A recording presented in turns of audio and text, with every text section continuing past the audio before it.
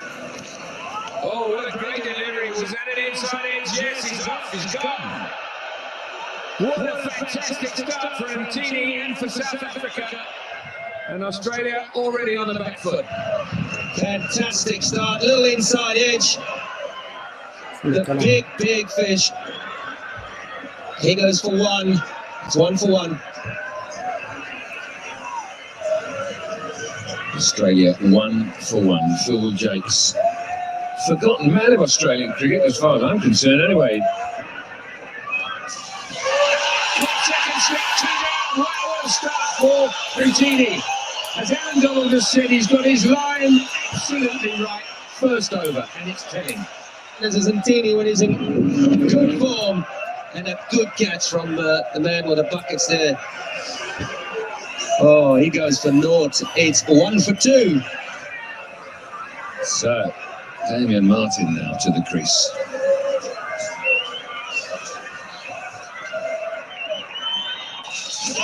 Hooked up in the air, there's a man under it. Is this 3 down? Yes, it is. And Ntini takes his third. Martin goes. Australia in all sorts of trouble. Damian Martin, he goes for 4. It's 5 for 3. Michael Clark then. Or is it? Yes, it is. Michael Clark comes to the wicket. That's out. That's got the line. That's a huge net.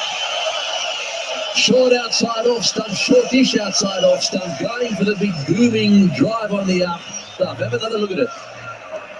Well, he's ripped the heart out of this top order. Would you believe it? Australia is 7 for 4. And Bracken, strike rate of 100. He left out that a bit.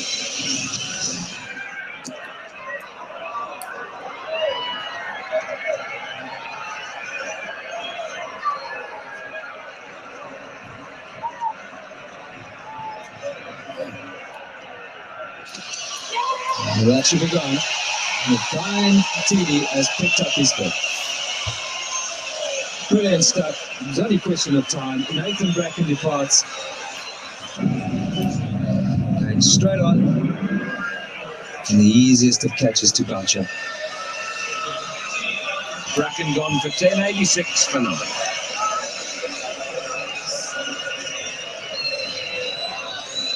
The last man in, Stuart Clark. Whoever had thought that Australia, you can only say, on very good batting conditions, 96 for 9. I'm sure they can't believe the luck either.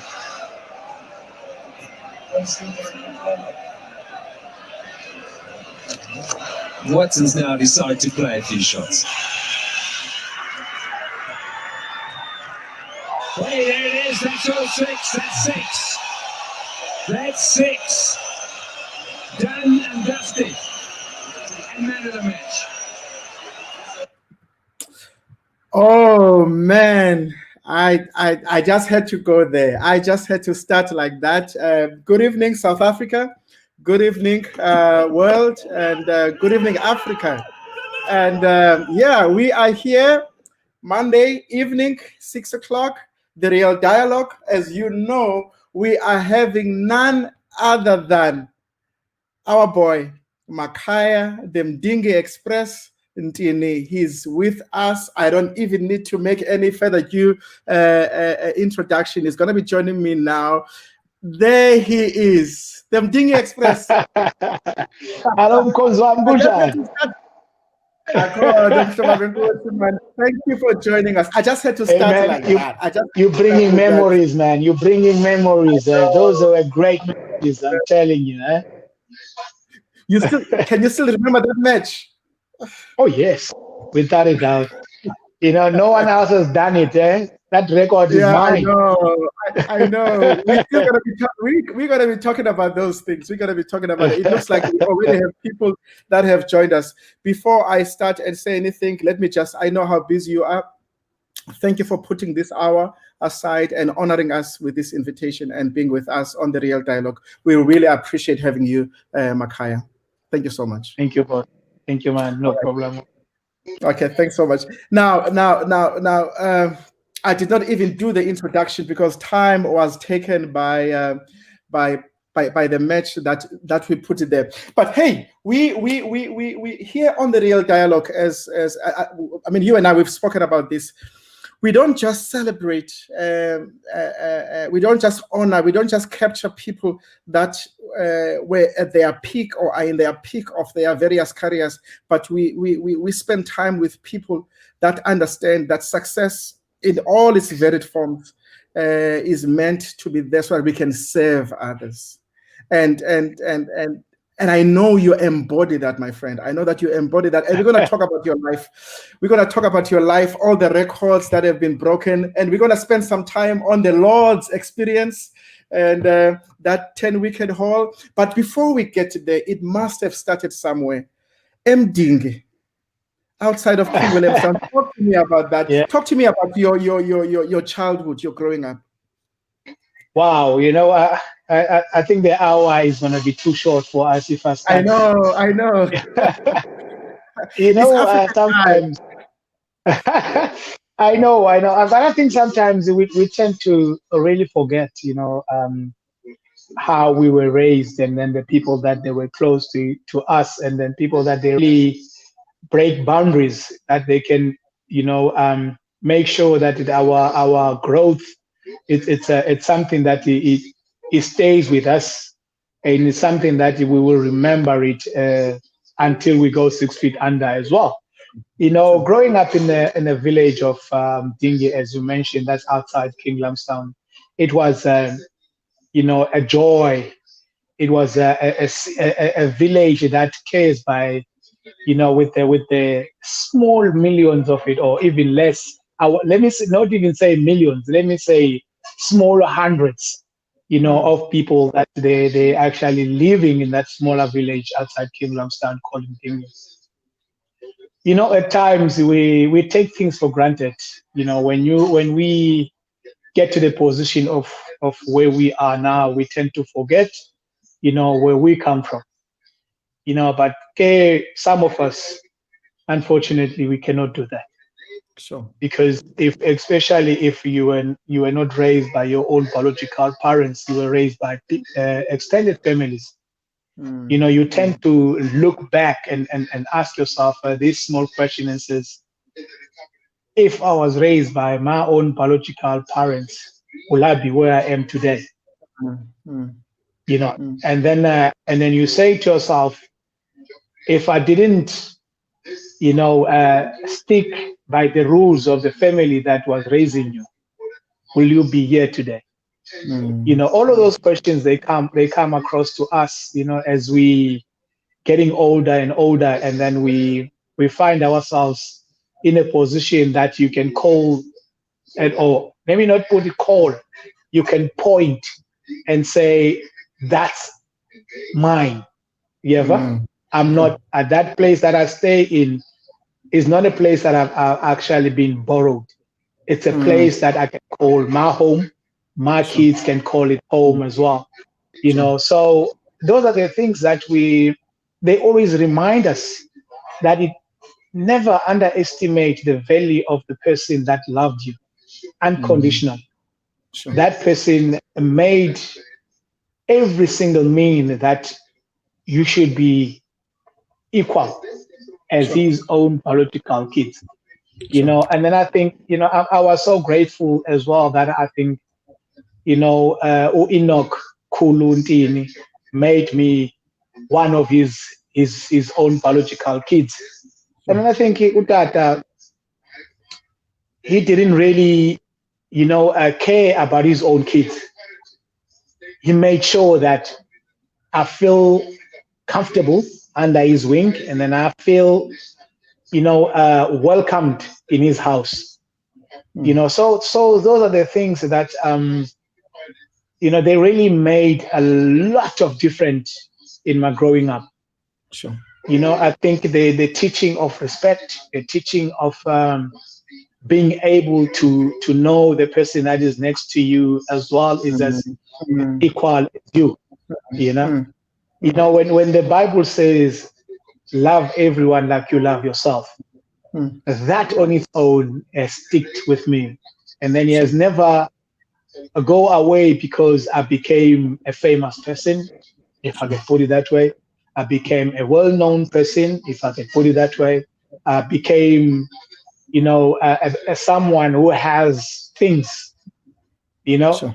who can be able to afford a home, who can be able to drive a nice car, who can send his kids to the better schools, Yeah. where we were not fortunate at our growing up, whereby we can go to those fancy schools that you can quickly learn the word of English, Sure. from the early age, Sure. So the suffering of us, it made us a better people, if I can put it that way. And then I think, not just only the suffering, but I think the village on its own, where you can be able to go to your next door neighbor and sit and wait until they actually dish up. Sure. So when they dish up, they're not just going to dish up for their own kids, they'll dish up for you as well. Yeah. So really, it gave me a lot of, I would say, a platform of the older person, or a platform that I can be able to understand someone who are in need. You see? So those are kind of things that I can put it right in front of you, that I think, growing up in a village is not a bad thing at all. Sure. It's actually one of the greatest things that any child could have, or could able to understand the background of a human being. Because look, when you get raised in the rural areas, there's no fancy clothes, there's no fancy houses, there's no fancy food. Like you eat McDonald's anytime you feel like. No, you have to cook your own food. Sure. You are able to wash dishes. You are able to clean your own house, wash your own socks. So those are kind of things that I think they made a massive difference to us as a youth. And then now all of a sudden, when you have your own house, you don't have to employ anybody, because you can do all of those things yourself. Sure. Yeah. So a household chores, they are nothing to you because you are used to them. You are able to go down in your knees and wipe the floor, than using a mop or putting your clothes to the washing machine. Those are the lives of our young kids now. They can't even wash their own underwears. So those are kind of things that we appreciate.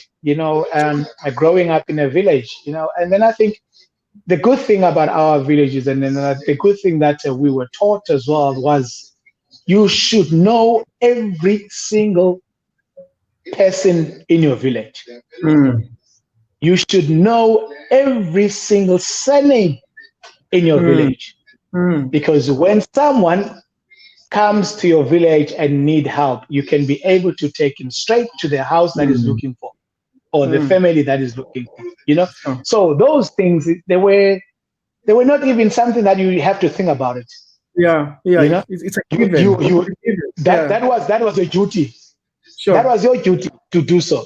You would stop, even you were busy as I don't know how much you were, but when someone comes to your gate and need help, you will leave whatever that you were doing to have that particular person and attend that. You will never be in a position where you point. You say, oh, no, you're going to go left and right and go there, and then that's where you come up. No, you take the person there. Yeah, you go with them. That's and then you knock. Your servants, good morning, good afternoon, molweni. So that's how our villages were. Sure.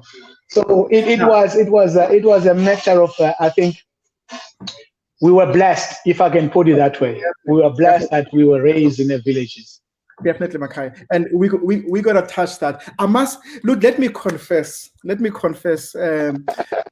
I was preparing for this conversation, I'm having interacted with you, having had conversations with you, and one of the things that I look. I'm a country boy. I grew up in Port Elizabeth, Ekasi, and Yeah. so I know. Don't say it. Mina bengingabathe musebenzela qala ngelitshe wena. Tina, we were not saying ngiyaqaya mina sebejonga bra. Basasokolisana. Uyinike intonga yayo uthathe yakuthi masilwe bra. Ungabuza into ndaqala ngelitshe, jonga wena qala ngelitshe ba. And one of the first things, Makhaya, I picked up from the first time, I don't know if you still remember the first long conversation that we had, and one of the first things I said to you is that you've got a village intelligence. I don't know, you've got a way of connecting how you grew up with life and wisdom, and unfortunately, a foreign language like we are using now, English, does not do justice to some of the concepts that you shared with me. And so I was thinking to myself, should we have this conversation in Xhosa or should we have it in English? But I understand that many of our people, some of them are outside the country. Those who are here, they speak other languages. So we will try this English thing, but they are missing out. We can mix it. We can mix it. Why not? You know, we need to be multilingual. We can't be biased, you know, and close up. Sure. Because we're staying in a you know, the English is a suburb thing. Né? Sure. That's English. Suburbs. You know, when you go to the shop and say, excuse me, you know, okay.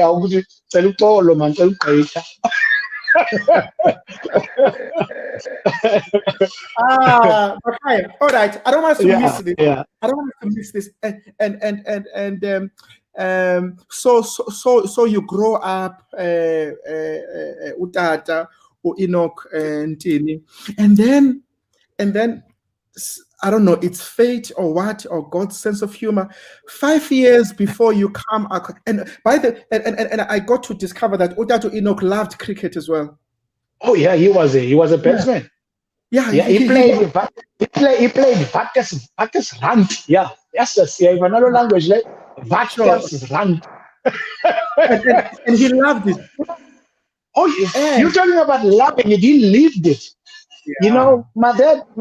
You know, I remember. You know, the Makale Kusha period. Ne? Sure. I remember my dad. Even though that we were not playing cricket then, he would be the first one to wake up, and then he would go all the way to the end of our villages, waking up everyone. Sure. You know, shouting and say, wake up, get ready. You know, we will watch all of that, you know, because we didn't know anything. We were just, hey, look, where are the cows? You know, look after the cows. You know, so my dad was a funny man. You know, I remember my dad used to take a couple of drinks. But one thing that I really, really, you know, admire about him, you know, when he sees me, he'll be sober. You know? And then he knew that I'm the only person who can say no to him.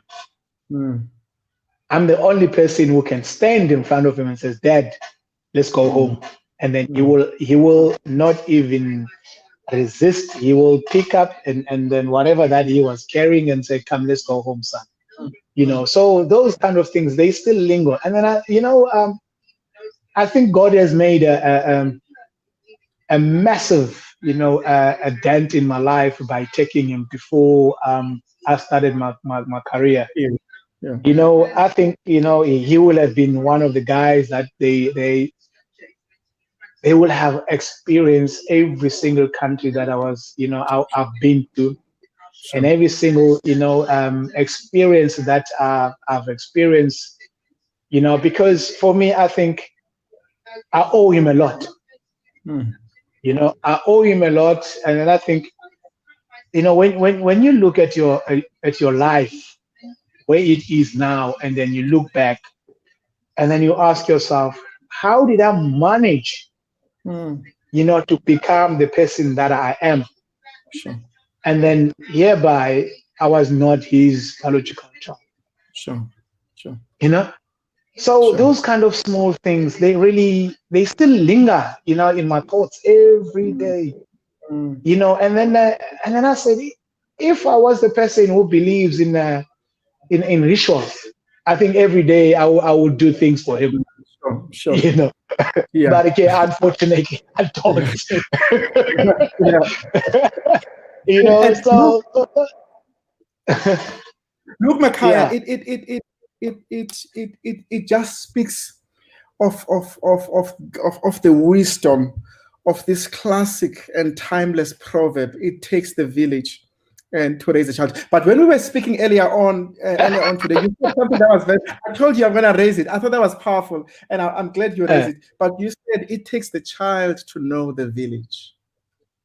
I think I've already answered that question for you. Yes, you have. But when I said to you, it takes a child to know the village, because as I said to you earlier on, that you needed to know every single family. You needed to know every single surname, and then you needed to know everyone in your village, so that when someone whom is lost, you will be able to take them to wherever that he needs to go.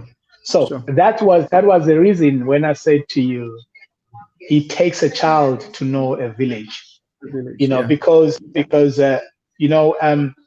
I remember, when probably there's a lack of food in our household, and then you will be sent to the family member that stays right at the end of the village, so you will go there and ask a bowl of milimil, and come back, and then when your family get better, or have a good month, you will take the same bowl and take it back to the same family that you borrowed it from. So that's how then the boy has to know the village. Not the village. It takes a village to raise a boy. It takes a boy to know the village.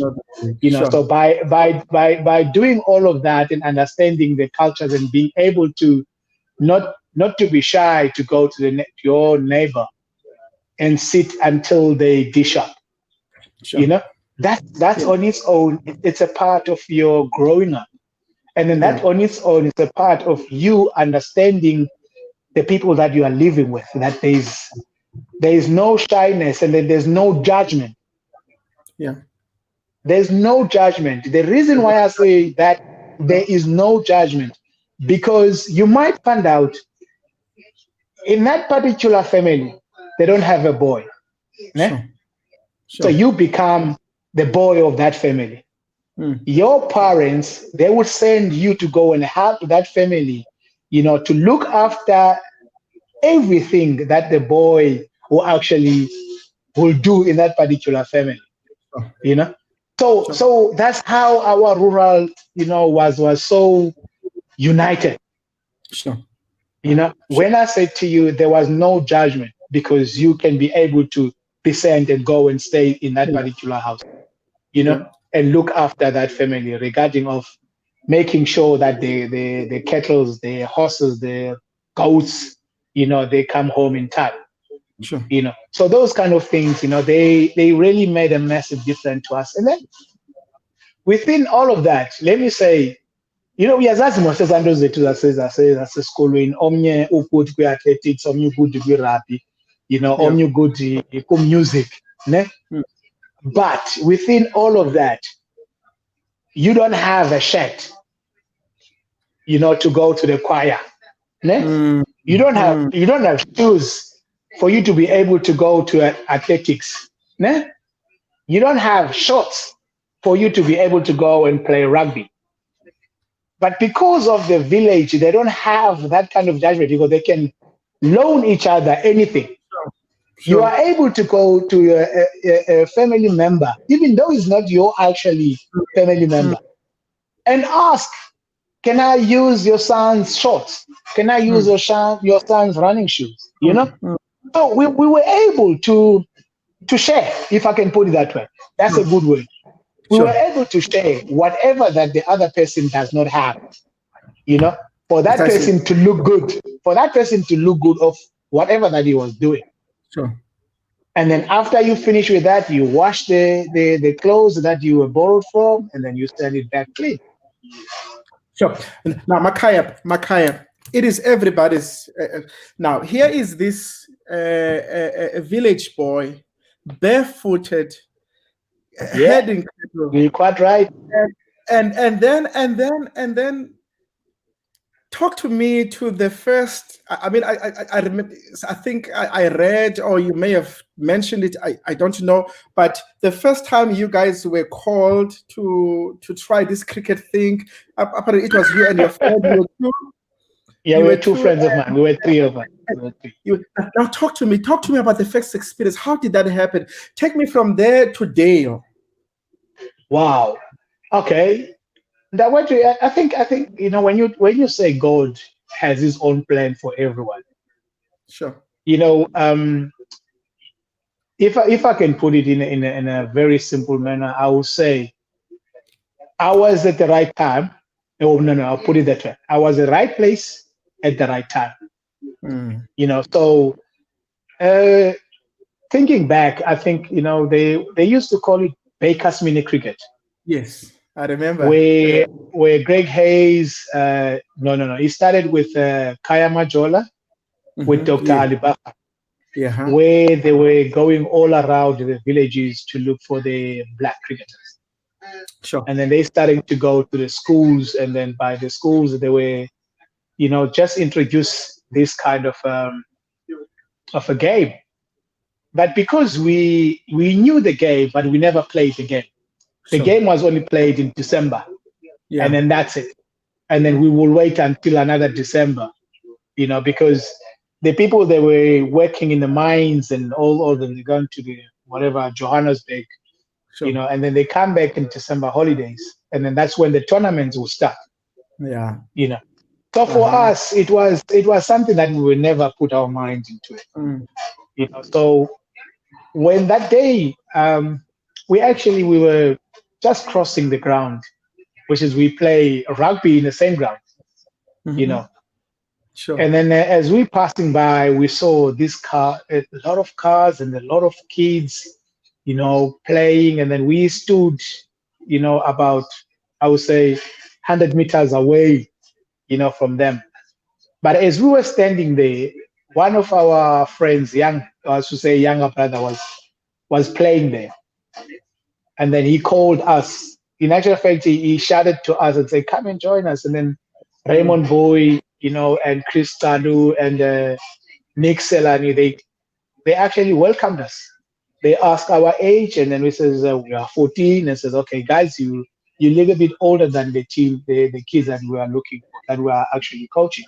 But we're not gonna say, don't join us. Join us." And then they give us, ball each. And then we started running in like anyone else, boom, and then we throw the ball, and then all of a sudden they ask us to come back the following week. And then I say to them, "No, I can't come here the following week again, because my parents will go mad, For me to be allowed to come and join them, they need to come to my house and ask the permission." So they never resisted. They actually went. Wow. They get to my house, and then I saw them coming, and then I pretend like I know nothing, because I never report, that I coming to ask for permission for me to join them. So when they came in, my mom called me, because my dad was already passed on. My mom called me and says, "Do you know these people?" I says, "Yes, I know." And then I says, "No, they're asking you to join them. Do you want to join them?" And then I said, "Mom, I would love to join them, but what about, the households, to do, And then she says, No.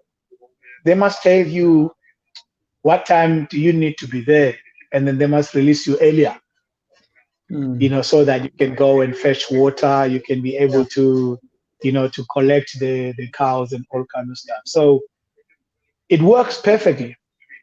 I was so excited, I'm sure. but within the excitement, the question always come back, what are you going to wear?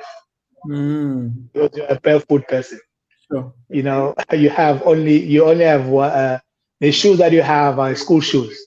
You can't use the school shoes playing cricket. And when you play cricket, you need to have white clothes. You don't have those kind of things. What are you going to use? Sure. But we used to roll up whatever that you have, but whatever pants that you're wearing, it's okay. You are running in, you're having fun and enjoying yourself. So that on its own, it actually growed. It became something that I started to enjoy it and started to believe. And then because that they're around you, they say, hey, you can make a future out of this. And this is what kind of a future that I made of playing cricket? Because I'm playing this thing just to have fun. There's no future in this thing. And then we're just playing. We're kids. We know nothing.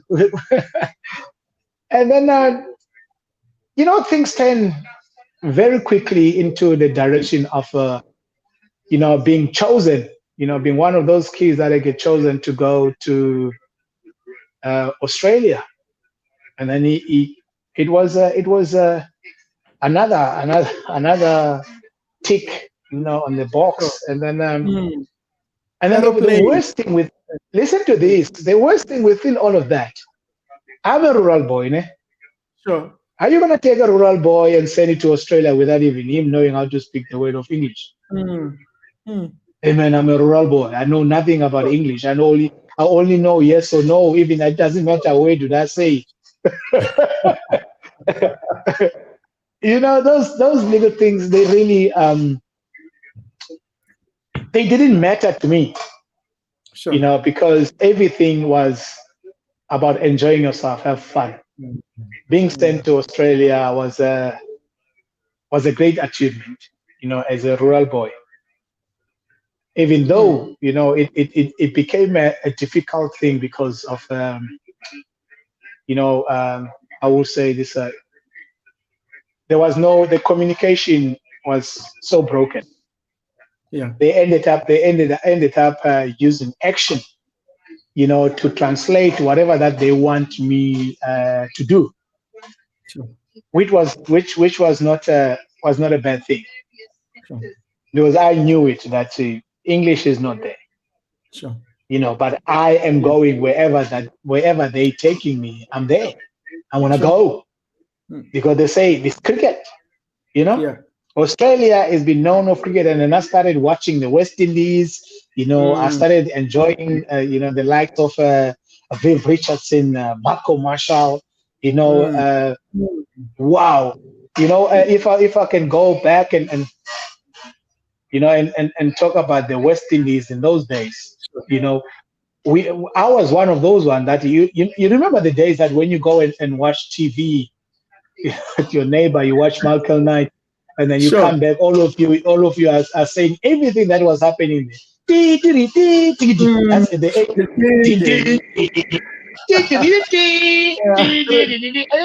all of you end up saying exactly what was happening.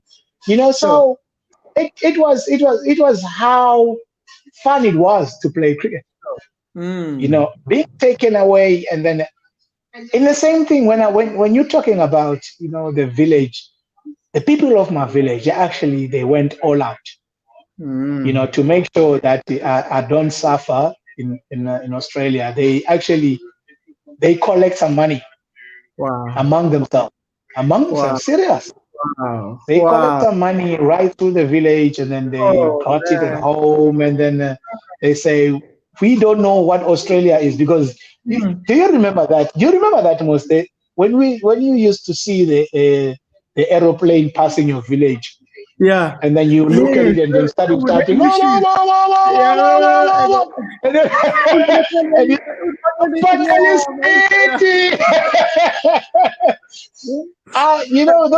those were kind of things that we grew up knowing, not even thinking in your mind that you'll be inside of that thing that passed in your village. you know. So when they say to me, you're gonna go to that thing that always passes your house, whatever, Ah, even though it's not on top of your house, it's very far yeah, away from you, but yeah, it looks I like know, it's actually passing your yeah, house. I know. Yeah. So when went to Australia, yes, it became we were four of us that were selected around South Africa. And then I was part of that four, and then I stayed there for 2 weeks in Australia. I got trained. I came back. The moment I came back, I got a scholarship to Dale. That's Mm, another heavy wow, load.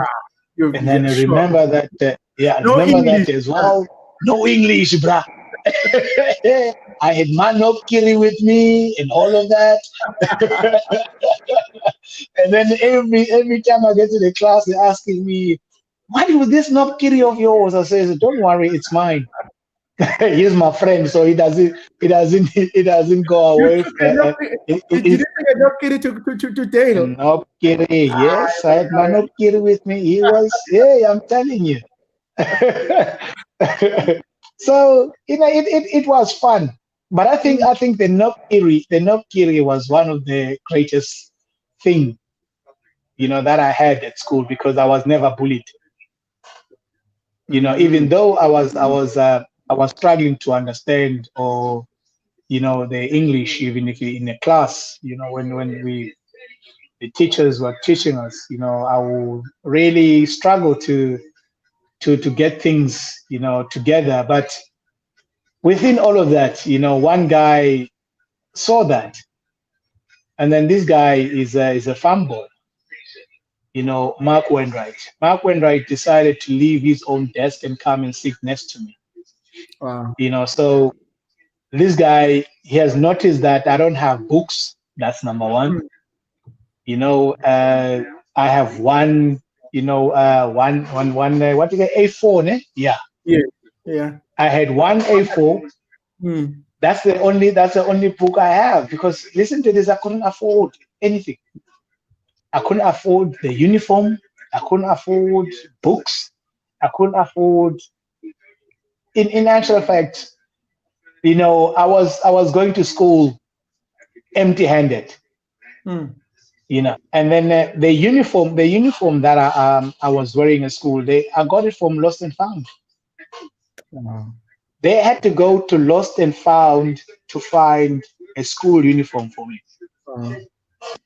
But it was okay, because I Mm, know that there's nowhere else I could go and get the money to buy the school uniform, mm, or being able to afford anything that the school was looking for. In a way, those kind of things. It was part of a learning curve, and then I think it sure, was part of a growing up. So I stayed at school, sure, even though I will not being able to pass. For the first 6 months was hard. sure. To be able to understand what the teachers is talking about, because there's no one who will translate. Mm, There's no one who will tell you that, okay, the meaning of this word is this and that. mm, mm, Being able to struggle to study for a test, being able to study for, I would say, lack of communication. sure, So I used to communicate with my Nopkiri sure. and say to my Nopkiri, hey, should Kunzi, anything happen, or someone who comes and disturb our peace, we to deal with him. yeah, but We deal with him. let's quickly move to your. I'm gonna come back. I'm gonna come back to your life personally. I, There are some things I that people told don't you, know. I told you, the hour is nothing, man. I know, but I want to touch. Don't worry about the hour. We'll definitely go over that. I want to touch, and then we come across Makhaya on the big platform, Yeah. and I think that's where the country then started to notice there is this guy from Mdingi. Of course, a Uh, lot had been happening in the development. the under 20 and that. But I think the country got to wake up to you while you were donning the Protea jersey. And then, of course, they say that you are the first. I don't know what they mean by that.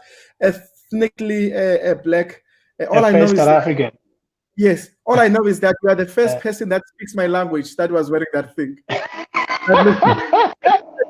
I know Paul Adams was there. Paul Adams and Herschel Gibbs. and Herschel Gibbs. I appreciate those and I love them and Herschel especially.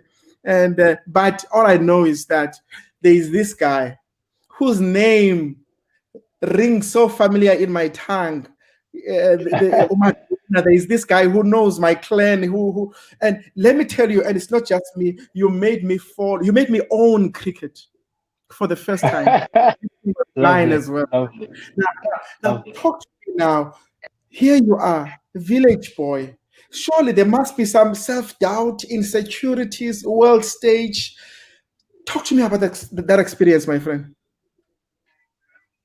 When you're talking about the self-doubt, I think I was never being in a position of not believing in myself. Sure. If you remember that I say cricket was fun. Because I took it like everybody who plays cricket, you just want to have fun. Sure. Sure. So I never took cricket as something that is a competition. Sure.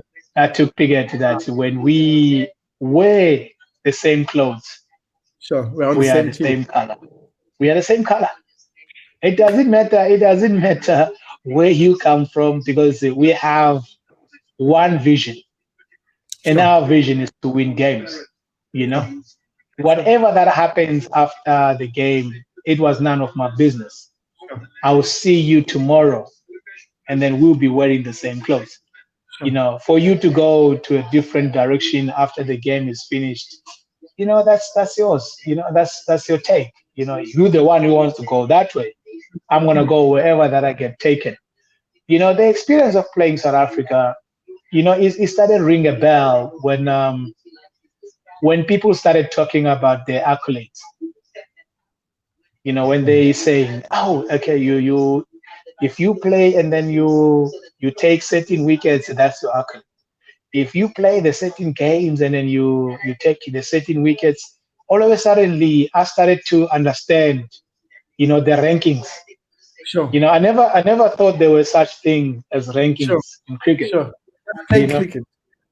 Yeah, I was just playing cricket.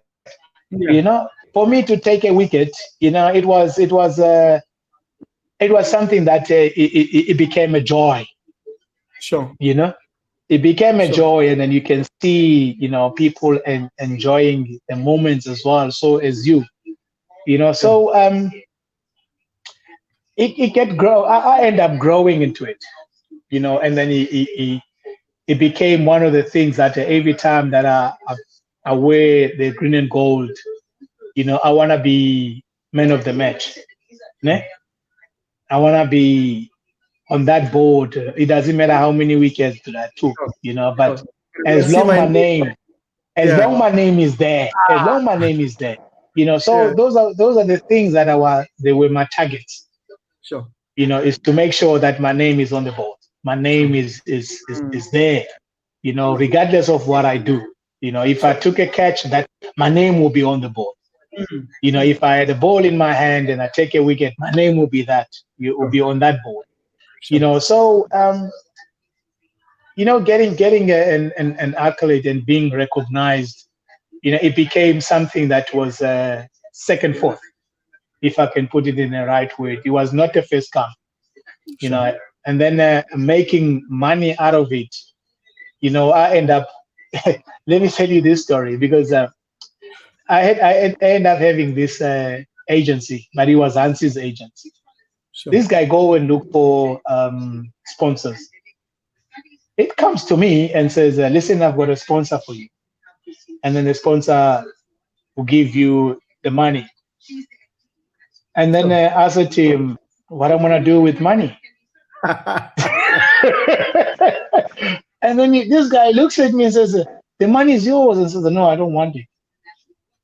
You must keep it. And then he says, what do you mean I must keep it? I says, I don't want your money. You know, you must keep it. And then this guy, he says, I do not understand this guy. He goes to Hansi and say to Hansi, what must I do with this guy? He says, I just want money. Because I never thought that money it has to be the first thing in our minds. Sure. You know, because I never grew up knowing money. I didn't know money, you know? So why will I be able to now all of a sudden I'm taking money from people? That you don't know. You know, so I don't know money. And then this guy started laughing. He laughed and just walked away and he looks at me and says, are you serious? I says, I'm that serious. I don't want money. I'm okay. I'm getting everything for free. Why will I look for money now? No, I'm having fun here. I'm enjoying myself. You know, so I don't want your money. So going back to our story, and then as you know, cricket, then I end up, you know, getting more to understanding on a bigger scale, you know, playing Australia, playing West Indies, you go and play against England, and then those countries, they end up understanding you because now all of a sudden you become a threat. Sure. You're becoming that person who can terrorize, you know, their batting order, you know. So, you know, and then all of a sudden your name becomes bigger and bigger, and then people, you know, if you're walking down the street and all of a sudden you get you know, that recognition, you know, it's like, hi, are you Mr. Ntini? And says, yes, I am. And says, well done, you know. But for me, it didn't mean anything. Sure. It was just a game. It was just a game that I enjoyed to play, you know. But as you grow and then you end up understanding that, okay, now you need to know money, how to handle money. And then now all of a sudden it rings a bell, and I says, if I had to take the money that guy was giving me at that time, 1997, listen to this, wait. You know, I would have bought the whole whatever street of mine. Wow. That how you know how because when 1997, 100,000, it was a million. Sure. It was a million because I remember buying a house for my mom, and the house cost me 25,000 rand. And then I think of that 25,000 rand. This is a four-room house. Sure. And then imagine getting over the 100,000 rand that I didn't take to the guy. I didn't take that guy. I would have bought the whole street. Yeah, but you know, I think that was a good thing that I didn't take it. You know, because certain things probably they would have gone wrong. You know, and instead of now focusing of what I'm doing, I would have gone, you know, and end up becoming that guy who's big-headed and then not knowing what to do, what is, you know, the reason for you to be here, you know, and then not being able to, you know, to set those goals for yourself. Sure. So I think. And speaking about goals, I'm sorry for interjecting. Speaking about goals, I remember when we were talking, I don't know, about a year ago, and then I was saying to you, man, talk to me again about the Lord's experience. You know, the 10 wickets. And then you said to me, you know what? I had actually, we were there a couple of years before, 4 years or 5 years? No, 4 years. I had to wait for 4 years. Now, talk to me about when that decision was made, the 4 years, and you coming back, and your name still being there. Talk to me about that. Look, we could be speaking about so many of your accolades and your awards, but of course we don't have time for that. But that one, we need to speak about that one. You know, and I think the same thing that happens. You know, myself, Monando Haywood, you know, Paul Adams and Herschel Gibb and Mark Boucher. Sure. You know, we were selected to join cricket. You know, Cricket South Africa was touring to England. Sure.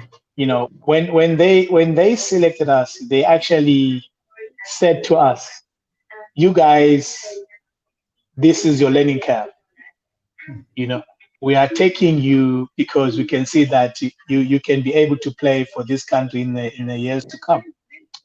You know, so you are not, don't think that you'll be playing, but take this as a learning curve for you guys. You get to know the culture, you know, of the team.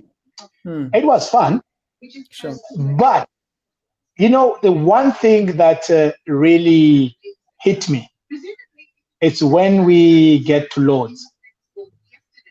And then the day that we arrive there, and then we get to this changing room, and then they say visitors changing room. And then I look at the wall. There's every single person, you know, who made, you know, a history in that particular country, because by, you know, either you score 100 or you take a 5-fer, you take a 10-fer, you know, your name get written there. So, and then I look around and I says, where are the bowlers? And then I went to the other side, and then exactly where I'm sitting, on top of me was the bowling list. You know, all the bowlers that they pick up 10-fers. And then I look at them, and then all the way from the top and then to the bottom, and then there's no South African. And then I said, there is no way that, listen to this. And then I said to this guy, and then one of these guys, my coach, and he says, there is no way that there will never be not even a single South African in this bowling list.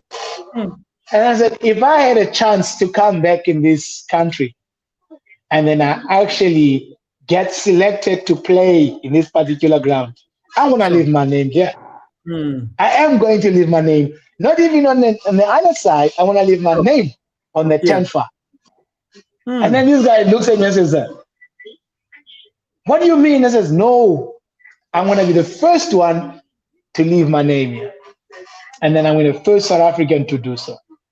And then this guy says, hey, are you dreaming? I says, I'm telling you, if I get a chance to come in England and play for South Africa, I'll leave my name here. They didn't believe me.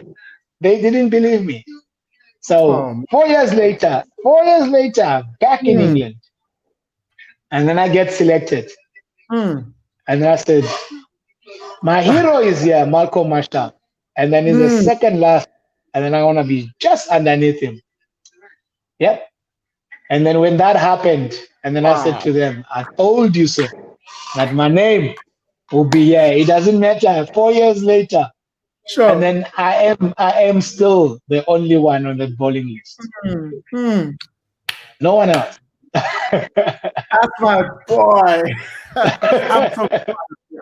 I promise. Look, and that's the thing about and that's the whole point of this platform, is that there's no limit. There's no limit to you, African child. There's no limit. There's no limit. No, not at all. Not at all. Not at all. You know, I think, you know, from our kids, I want to say that because I have a boy child, which is 20 now, and he started playing cricket. We will talk about. I always say to him, I say, listen, if you don't compete with anyone, you will go way too far. The problem with our children, the moment they start competing with someone else, then he tend to forget himself. He tend to forget how good he is, because he's worried about someone else who can be better than him. So I'll say to him, you know, your road is your road. As long you don't fast track yourself, as long you're not allowing anybody to fast track you, then you'll go far. So the things that I talked to Tando. You know, he's got the best coach of all time. His father. He's not someone who's gonna promise him the world and say, you know, in 5 years' time you're gonna be like this. In 10 years' time you're gonna be on top of your career. And then I said to him, if you look after yourself, fitness is number one. Make sure that you put extra miles in your training. If you train hard, and then you must always be 10% ahead than anyone else. That 10%, it gives you so much opportunity. If you don't perform today, you know that tomorrow you can come back and do better. You see, if you are equal with your fitness, or you are equal with your preparation with anyone else, when you don't perform, you must know that you are going 10% behind the rest. So you always have a catch-up, a problem, But if you are 10% ahead, you don't need to be catching up. You're always progressing more, because you look back and you know exactly where your footsteps were. Sure. So you are able to wake up and move on quickly than someone who needs to catch up. Sure. That 10% gives you so much advantage than anyone else. So those kind of things, they need to get into your mind. And then, as long you are not competing with someone else, compete with yourself. Makhaya. Compete with yourself. Cry if it's needed to cry, but don't cry in front of everyone.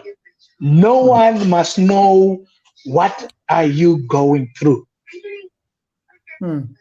That is one of the weapons that I used myself as a cricketer. I would cry while I'm running.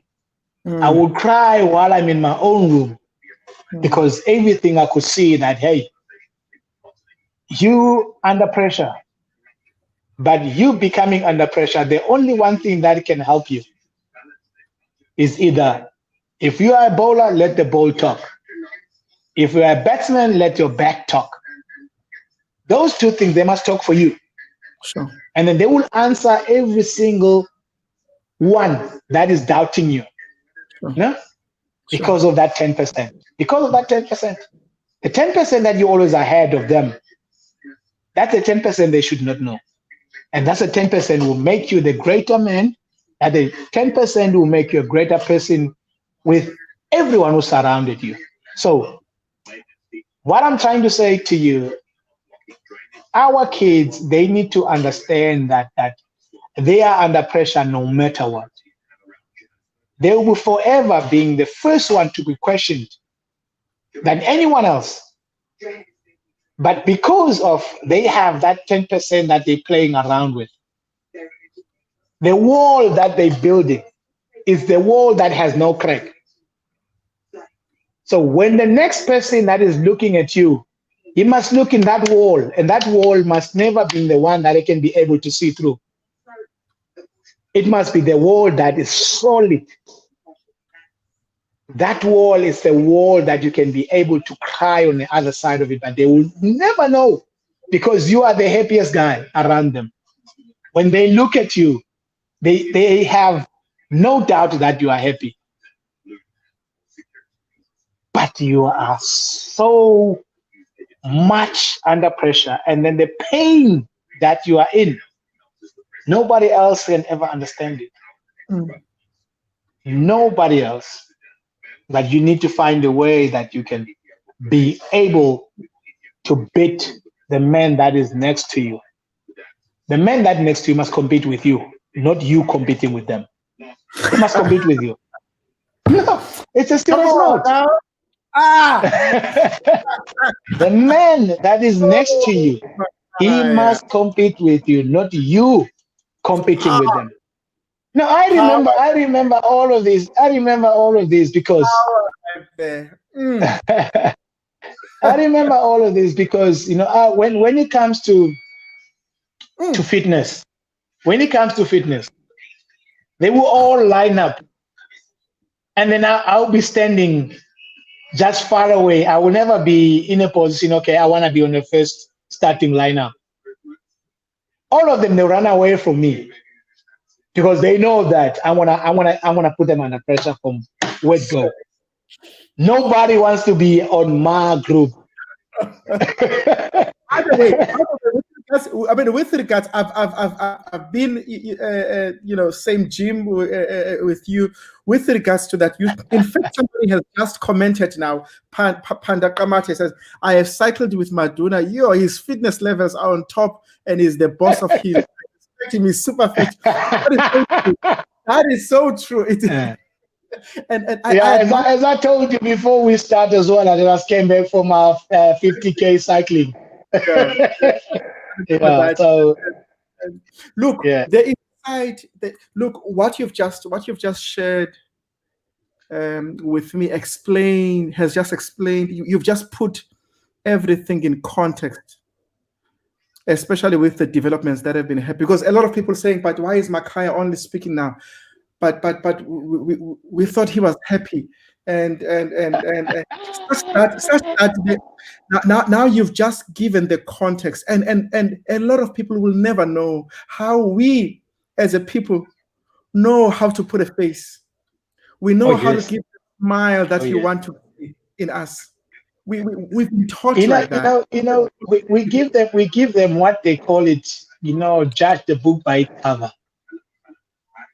Sure.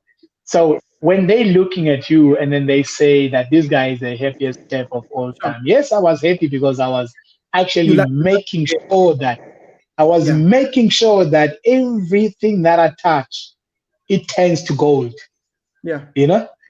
Because I could never be in a position of saying, show me I'm miserable. Sure. Why would I be miserable? Because my life is at stake. So I was a happy child, and then I am still the happy child. No, you are. But the problem. In fact, let me share this. Let me share this with the viewers. This guy got. He was making so much noise at Beacon Bay Vegetative, and that's why we're exercising. And it's like, no. This guy is making so much noise. So he had to go to another gym now. And look, I always love your energy, man. I always love your energy.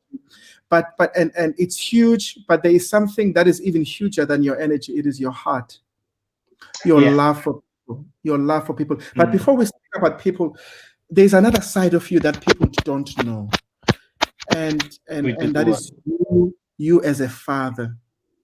And you've just spoken about tandem now. And I do want you to reflect on that. How was it like when you were there? And you spoke about seeing his name as well on the board. When he took his first wicket, and how nervous he was. And you said something very powerful earlier on about that he's got the best coach in the world, and that is so true. Yeah. Not only are you the best because you are his father, but you're also the best because you are the best at what you do. And and the beautiful thing is that also you're not interested in his success so that you can make money out of him. You want him to succeed because he's your son. No. I think if I can cut you, within all of that, I think raising a boy child. Sure. Every single father wants the best out of them, because I've got two kids. Sure. I think my children, they know that we never pressurize them. We'll never choose of what they need to do. Sure. But the best part within all of that, they know that each and every single thing that they do, they've got a full support from us.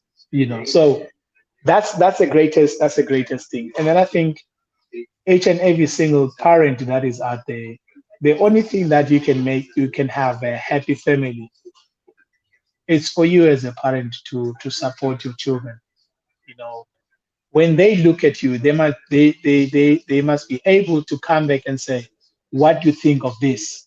Not them going to the friends or outside, your boundary and ask for advices. Because they will never get the best advices outside than the advice they will have got at home. So when my children, when Tando decided to play cricket, because Tando played every single sport, at school. Sure. He played tennis, he played soccer, but one thing that has stopped him was rugby. I said to him, if you play soccer, that's another sport that you can get injured. If you play tennis, you are on your own, which is good. If you play cricket, you are on your own, which is even good.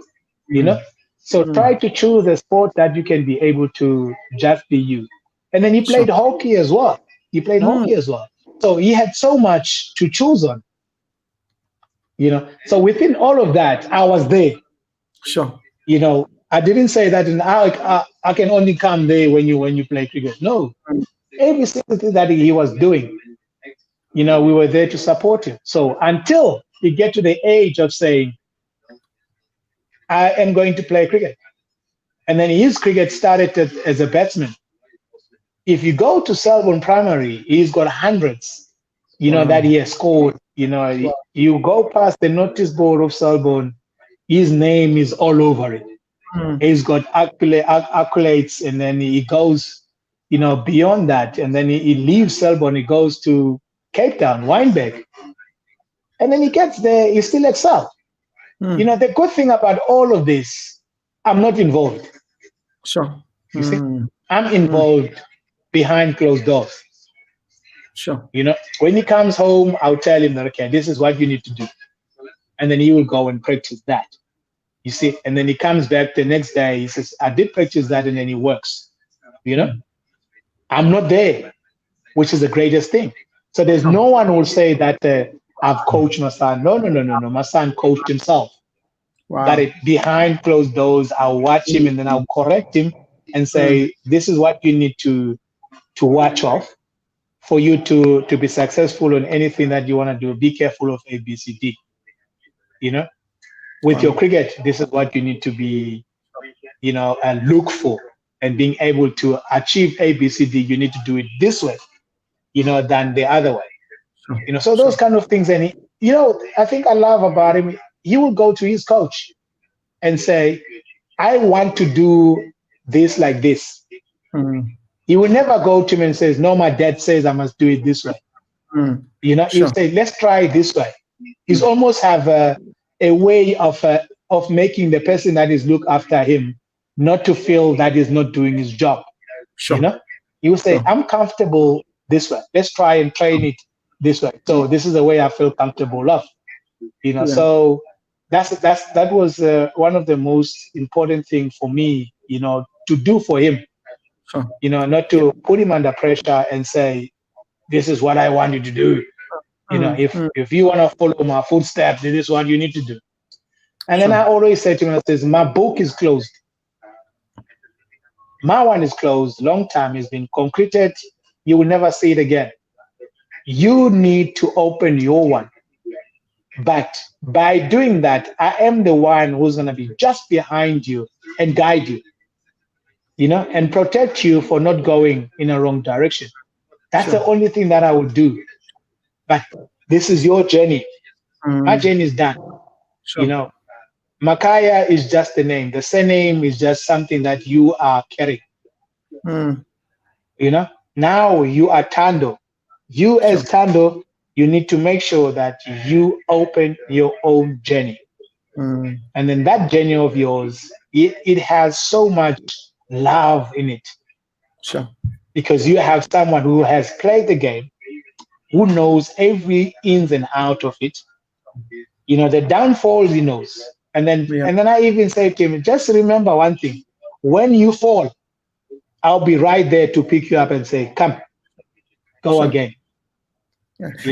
So that's the only thing. And please, Makhaya, tell him that if the agency offers him money, he should not say he does not want it. No. Not our kids. No. Our kids, they love money.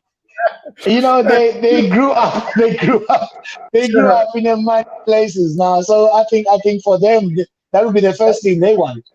They do not care about anything else. When you say, okay, no, I've got clothes for you, say, no, keep the clothes. I've got money. Oh, yes, put in my bank account.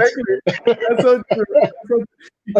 You know what? I mean, just this afternoon, for me, just allow me to share this with the viewers, and then we're going to go through some of the messages, beautiful messages that are here that I want you to. And I mean, I was speaking with you. I was like, hey man, Makhaya, the last time I checked, your schedule was you were exercising from 7:30 until 10 o'clock in the morning. And then what's up now with you in the afternoon? And then you said to me, no, the reason because my child has gone back to school. And so he's writing exams. Yes, writing exams. So I need to make sure that he's available, that I'm available. I thought I need to share that you've changed your program and your schedule so that it fits that of the exam times for your child. That is just family comes first. We need to understand that, it doesn't matter how busy we are because of our, happiness of health, but, when it comes to family, everything stops. Sure. Everything stops. Your children, the safety of your children and then and your children to be there on time, it all depends on you as a parent. I think, for me, I'm in a very good position whereby I can take my own children to school and pick them up as well, not being depending on someone else, so that's a lucky part, Sure. And then I think for them as well, they are so lucky that they know that there's no one else who pick them up. Sure. From school, they coming home, from home, they going to school, so I'm always there, 30 minutes before they come out of school. That for me on its own, they know exactly where daddy is. They know daddy will never be late, Sure. and then they know that they will never be late at school, so those things, those are our responsibilities. We need to secure our children, so that they become one of those kids that they can really depend on you as a parent, not being late, not being there for them. It doesn't matter how busy we are able to change our own schedule, Sure. and then I think from my point of view, whatever that I do is to know that everyone is at home, and then that's very important to me. Sure. Thanks, man. Thanks. And I this is so important to me. I mean, the problem of fatherlessness, and especially for us as Black people, how many of our kids, most of us, even our generation, did not grow up without our fathers. And that's one of the things that I make sure that my children, they will never lose it. Sure. And speaking about growing up without a father, and I was just reflecting, going through. I mean, him, Pat Komafani, is reflecting on that story in his recently published book. And we're going to be having with him, I think, next month, a couple of weeks from now. And he's just written a comment, by the way, great modeling for Tando, your son Gobevu. Let's write your book. I can see it as well. Yeah. Thank you, Mr. Wasani. Lovely mesa. So a lot of people and Black excellence. Somebody says a couple of comments. This seems to have resonated. If you don't compete with someone, you will go far. So profound. And then Stembele Maklane, which I personally know. I know him personally. Very gifted guy. I personally want to thank you for making me believing in myself as a Black man. You are really an inspiration. That's for you, Makhaya. And I salute. Yeah, and then of course there was that powerful punchline that you said, "I am leaving my name here." Wow, Maduna, putting your name in that list, the sky is the limit. and Pet Kulati, and wow, I like the innocence. I thought that was beautiful as well. I like the innocence and the enjoyment for the sake of having fun. I think that is what we should feel about our work. Whether we are paid or not, we just enjoy what we do. Great inspiration. And look, we can't read everything that has been written here. But the other thing that people, by the way, people don't know this.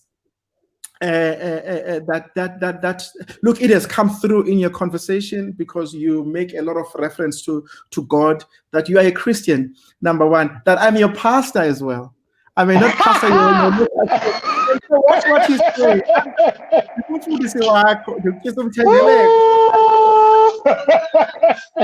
Yeah, good on But you.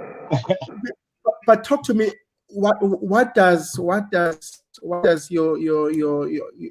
relationship with God mean to you as somebody who's well known and in your career and even after your career, and how important is that? I think the time that I enjoy the 7 Day Adventist, I, as a family boy, I think my parents were churchgoers, Sure.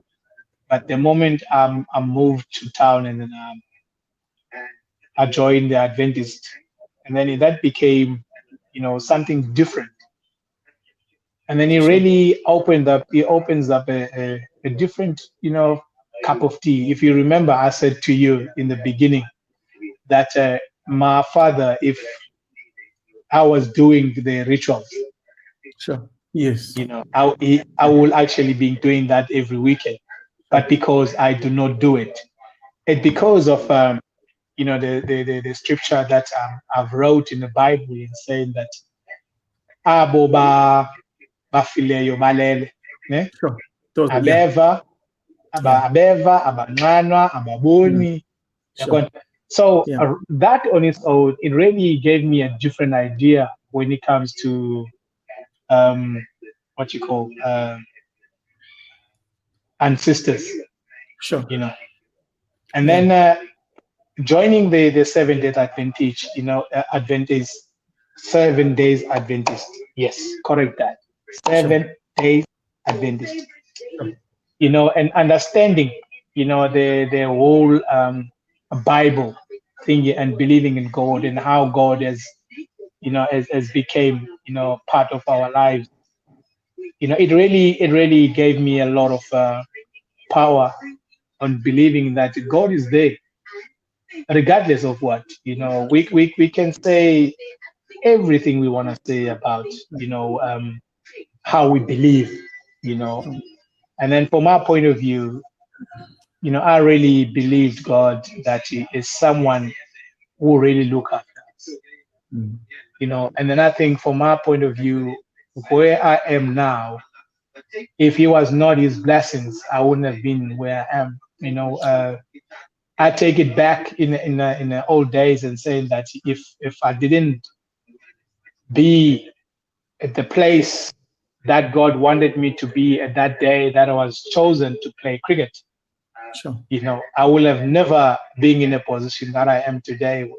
Talking to you, in actual fact, probably I would have been in an army or being a policeman. So those were things that I was looking at as a growing up person, and then I think the reason why all of those things, they were making sense to me, because I knew it that if I do not finish, school, or if I finish matric, there's one thing that I know for sure: I will never go to. Listen, can you see that my battery is dying? Eh? Yeah. Yes. It's We've got 5% now. We've got We've two got options. 5% now. We've got two options. You fetch the thingy, or we wrap up. You quickly fetch the. Okay, let me quickly finish it. And then I think God created so many ways that everybody has to follow whatever path that is given to him. When the Bible says that everybody has his own path, and then I believe my one was this, and then I had to grab it, and then it was the only path that I can be successful at. Sure. And then that on its own, that's why I believe that God has a place for everybody. Sure. And then that's my belief right through in the world.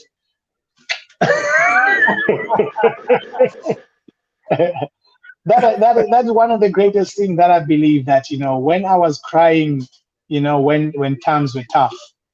He was someone who was tapping my shoulder and says, everything is going to be all right. No?